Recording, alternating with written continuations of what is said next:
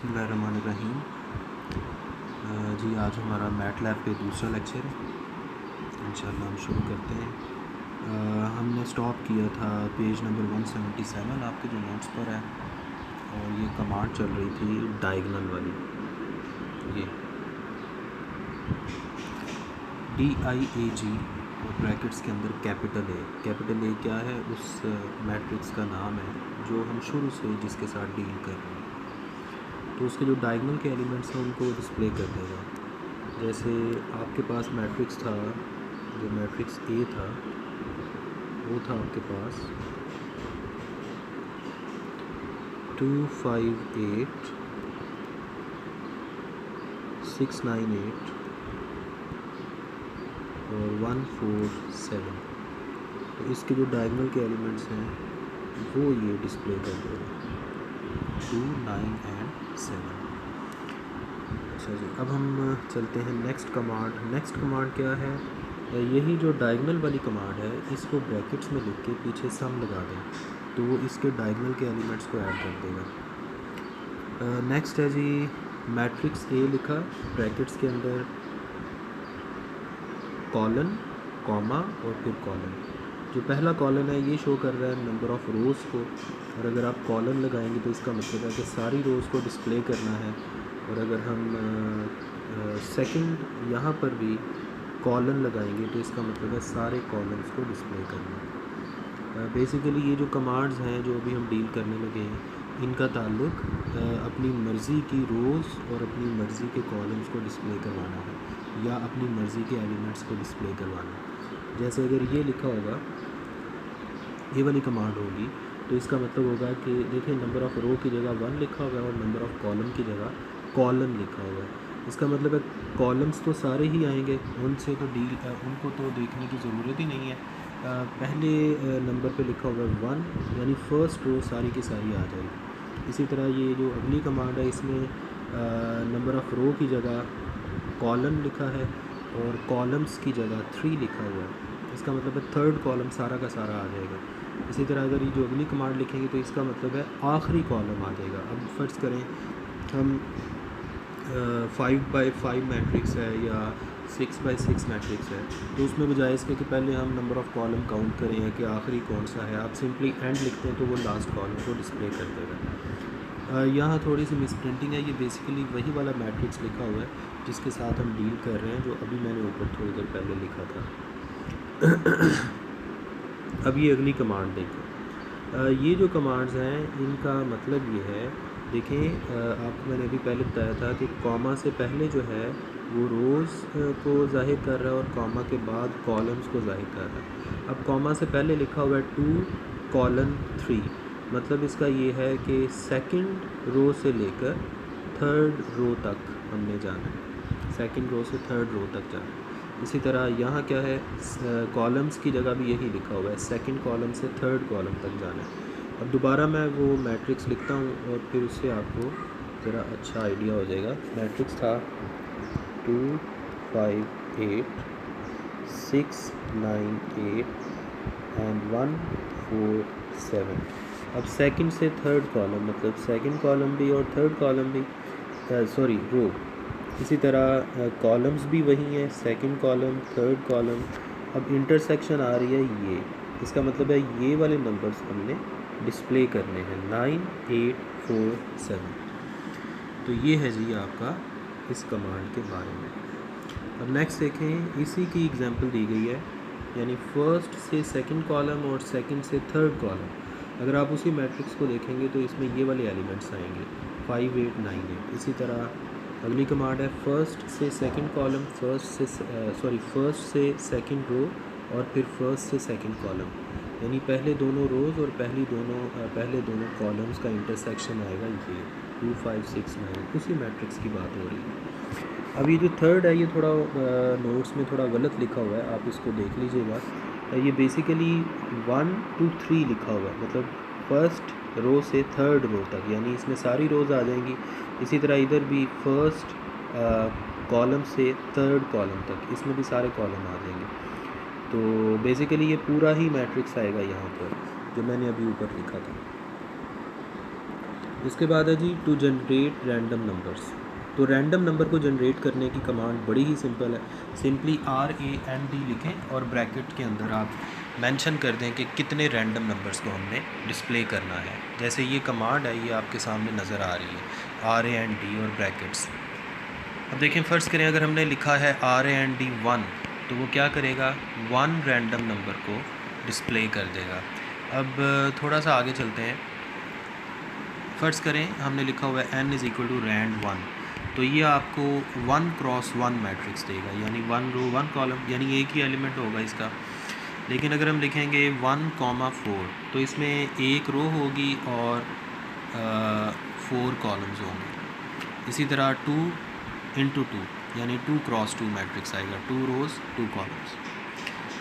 लेकिन अगर हमने कमांड सिर्फ ये लिखी होगी n = RAND और सिर्फ खाली ब्रैकेट्स, तो ये रैंडम नंबर जनरेट करेगा जो लेस दैन 1 होंगे, यानी डेसिमल वाले। अब n लेस दैन 1 से मुराद क्या है कि 1 से छोटी छोटी वैल्यूज़ जो हैं वो जनरेट होंगी। जैसे यहाँ एक और एग्जांपल दी गई है। फ़र्ज़ करें हमने कहा जी n = 10 स्टैरिक, यानी मल्टीप्लिकेशन रैंडम 2 क्रॉस 2, तो ये 2 क्रॉस 2 मैट्रिक्स आएगा रैंडम नंबर के साथ, और हर एलिमेंट को 10 से मल्टीप्लाई किया जाएगा। इसी तरह यहाँ भी ऐसे ही है, 100 multiplied by random 2 cross 2। To make integers का मतलब क्या है, डेसिमल के बगैर अगर हमें नंबर चाहिए, तो फिर उसके लिए जैसे आपको याद होगा कैलकुलेटर्स में फ़िक्स की एक कमांड होती है, तो यहाँ भी as it is n = fix लिख के और ब्रैकेट के अंदर वो सारी की सारी कमांड जो आपने रैंडम नंबर के लिए ऊपर लिखी है वो लिख दें, तो आपको डेसिमल के बगैर जो रैंडम नंबर्स हैं वो मिल जाएंगे। इसी तरह राउंड ऑफ की कमांड है, राउंड ऑफ की कमांड भी आप यूज़ कर सकते हैं। तो राउंड ऑफ की कमांड क्या करेगी, डेसिमल के बाद वाले जो डिजिट्स हैं उनको ख़त्म कर देगी, राउंड ऑफ कर देगी। अच्छा जी, इसके बाद है ये तो वही चीज़ें हैं, ये कुछ वही चीज़ें रिवाइज़ हो रही हैं। ये देखें, मैट्रिक्स A 1 कॉलम 3 1 कॉलम 3, या इसको आप ऐसे भी लिख सकते हैं 1 1 3 1 1 3। मतलब क्या है, ये पहले वाला 1 जो है ये पहली रो को ज़ाहिर कर रहा है, दूसरे वाला 1 जो है ये स्टेप साइज़ को ज़ाहिर कर रहा है। आप जानते हैं कि अगर दरमियान में स्टेप साइज़ मेंशन ना किया जाए तो वो बाय डिफ़ॉल्ट 1 होता है, यानी अगर सिर्फ ऐसे लिखा जाए जिस तरह अभी आपको नज़र आ रहा है 1 कॉलम 3, इसका मतलब क्या होगा कि 1 से लेके 3 तक सारी रोज़। इसी तरह कॉलम्स भी ऐसे ही हैं, 1 से लेके 3 तक सारे कॉलम्स। तो चाहे स्टेप साइज़ मेंशन कर दें, चाहे ना करें, अगर नहीं करेंगे तो बाय डिफ़ॉल्ट 1 होगा, अगर करेंगे तो जो भी स्टेप साइज़ मेंशन करेंगे वो होगा। जिस तरह ये है 1 2 6 1 2 6, तो नंबर ऑफ़ रोज़ में भी स्टेप साइज़ 2 है और नंबर ऑफ़ कॉलम्स में भी स्टेप साइज़ 2 है, लेकिन हमने 1 से 6 तक जाना है। तो इसमें रोज़ कौन कौन सी आएंगी, 1 फिर 3 फिर 5, 1 3 5। इसी तरह कॉलम्स भी यही वाले आएंगे 1 3 5। इसी तरह अगर ये हो, देखें कॉमा से पहले लिखा हुआ है कॉलम, इसका मतलब है सारी रोज़ को लिखना है, लेकिन कॉलम्स कौन कौन से लिखने हैं, 5 और 6, ऑल रोज़ 5 और 6 कॉलम्स। इसी तरह यहाँ 4 से लेके 6 तक रोज़ को लिखना है, कॉलम सारे लिखने हैं। तो 4 से लेके 6 तक स्टेप साइज़ मेंशन नहीं है, इसका मतलब है स्टेप साइज़ 1 होगा, तो 4 5 6 रोज़। अच्छा जी, इसके बाद है डायगोनल की कमांड, पहले भी आप पढ़ चुके हैं, यहाँ दोबारा उन्होंने मेंशन कर दी है।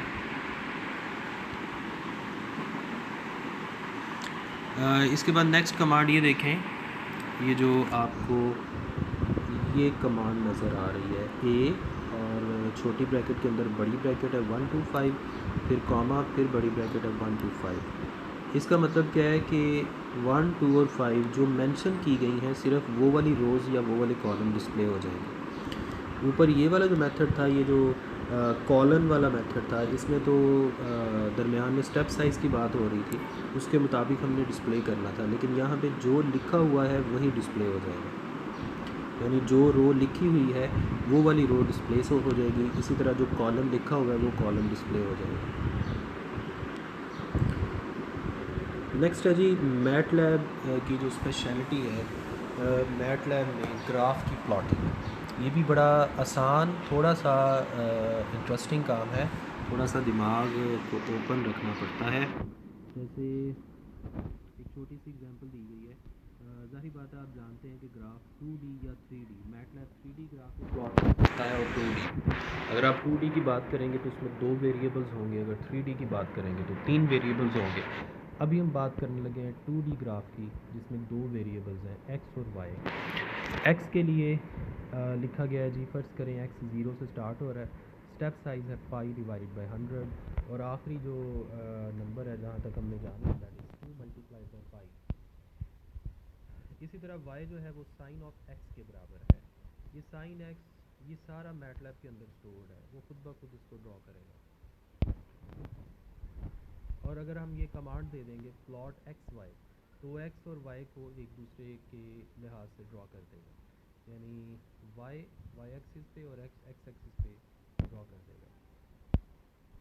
इसी तरह अगर हम एक नया फार्मूला सजेस्ट करें z is equal to cos of x, तो फिर हम अगर क्या देते हैं जी प्लॉट x कॉमा z, तो x को x एक्सिस पे और z को y एक्सिस पे लेकर वो ड्रॉ कर देगा। इसके बाद कुछ चीज़ें हैं जी, कलर्स और पॉइंटर्स। पॉइंटर से मुराद ये है कि किसी दो ग्राफ्स को फ़र्ज़ करें हमने डिफ्रेंशिएट करना है या कोई किसी चीज़ को हाईलाइट करना है, तो वहाँ पॉइंटर्स जैसे फ़र्ज़ करें डॉटेड लाइन आ जाती है या कोई डिफरेंट शेप की लाइन आ जाती है, पॉइंट्स आ जाते हैं, उनकी बात हम करने लगे हैं। अच्छा, अगर हम बाय डिफ़ॉल्ट बात करें, यानी जो प्रोग्राम के अंदर बाय डिफ़ॉल्ट है, जैसे ही आप प्रोग्राम इंस्टॉल करेंगे तो बाय डिफ़ॉल्ट जो उसके अंदर सेटिंग होती है उसमें ब्लू कलर होता है और पॉइंटर जो है वो डॉट होता है। लेकिन हम अपनी मर्ज़ी से इनको चेंज भी कर सकते हैं। जैसे यहाँ नीचे कुछ कमांड्स दी गई हैं, अगर हम इन्वर्टेड कॉमा में, सिंगल इन्वर्टेड कॉमा में n लिखेंगे तो इसका मतलब होगा कि मैजेंडा कलर में उसने करना है, b लिखेंगे तो ब्लू कलर में, r लिखेंगे तो रेड कलर में। अच्छा, ये n नहीं है, ये m है, छोटा m। इसी तरह k लिखेंगे तो ब्लैक कलर में।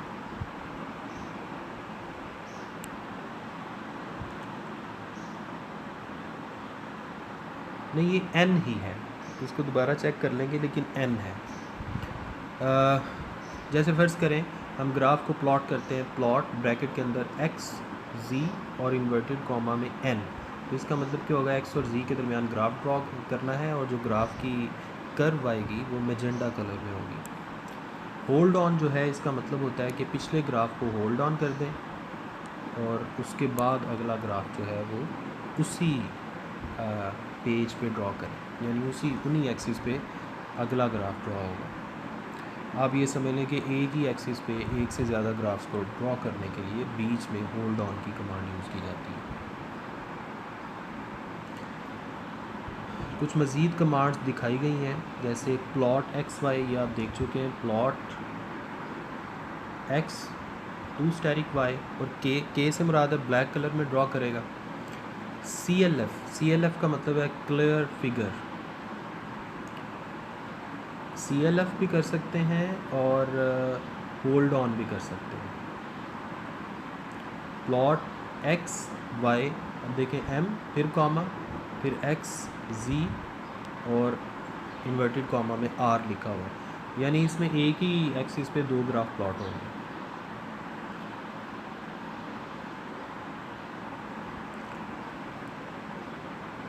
इसके बाद देखें 3D प्लॉट कैसे करें।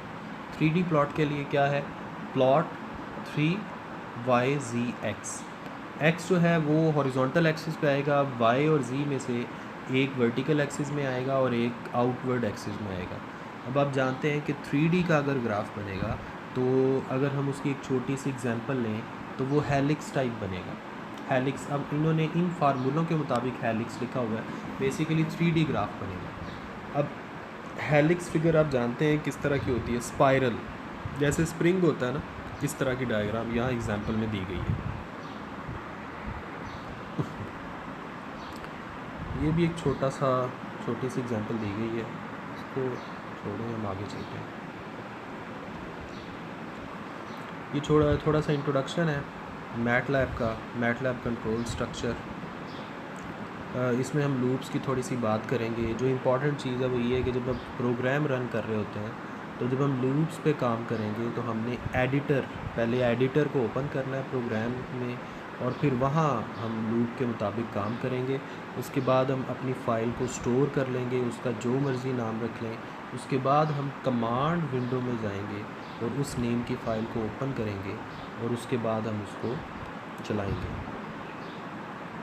एग्जीक्यूशन करेंगे।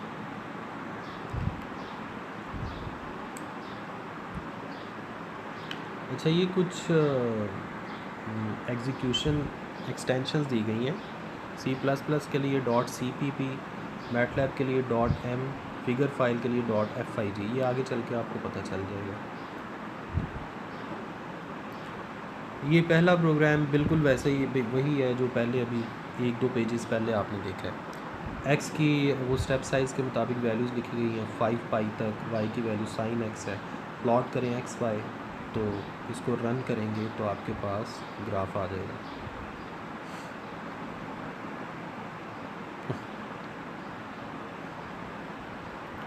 फॉर लूप का थोड़ा सा बताया गया है, ये हम आगे प्रोग्राम्स में जब इस्तेमाल करेंगे तब भी आपको समझ आ जाएगी। जैसे इनमें से कोई एक हम देख लेते हैं। फॉर i = 1 to 5, यानी 1 से लेके 5 तक सारे नंबर्स की बात कर रहे हैं। फिगर होल्ड ऑन x = 0, ये स्टेप साइज़ के मुताबिक सारी वैल्यू लिखी है। y = sin x, z = cos x। अब एक ग्राफ आप प्लॉट करेंगे x i y, ये फॉर अब i y से मुराद है ये y को 5 टाइम्स ड्रॉ करेगा, यानी एक ही ग्राफ के अंदर 5 कर्व्स आएंगी। x की वैल्यूज़ तो सेम है लेकिन y की वैल्यूज़ जो हैं वो फॉर लूप के मुताबिक पहले 1 से मल्टीप्लाई होगी, फिर 2 से, फिर 3 से, फिर 4 से, फिर 5 से। अब यहाँ आगे अगर हम पॉज की कमांड लगा देंगे ना, ये पॉज लिख देंगे, तो इसका मतलब क्या होगा, पॉज उसके बाद एंड लिखा हुआ है, इसका मतलब क्या होगा कि पहले एक ग्राफ ड्रॉ होगा, उसके बाद हम एंटर प्रेस करेंगे, फिर दूसरा ग्राफ ड्रॉ होगा, फिर एंटर प्रेस करेंगे, फिर तीसरा ग्राफ ड्रॉ होगा, फिर सो ऑन। इसके बाद एक और भी कमांड है छोटी सी, पॉज .25। अगर हम ये लिख दें या ब्रैकेट के अंदर कोई भी वैल्यू लिख दें तो इसका मतलब क्या है कि पहले और दूसरे ग्राफ के दरमियान इतने टाइम का गैप आएगा, फिर हमें एंटर प्रेस करने की ज़रूरत नहीं पड़ेगी। अब ये वही कमांड है जो ऊपर हमने यूज़ किया, उसकी आगे डिटेल यहाँ नोट्स में लिखी गई है कि इसमें x की तो सेम वैल्यूज़ होंगी लेकिन y की 5 वैल्यूज़ होंगी और 5 ग्राफ्स बनेंगे आपके पास। अगर हम डिस्प्ले x कह देंगे फिर सिर्फ वो x की वैल्यूज़ को डिस्प्ले कर देगा। तो ये आपकी मर्ज़ी है कि आपने क्या डिस्प्ले करवाना है।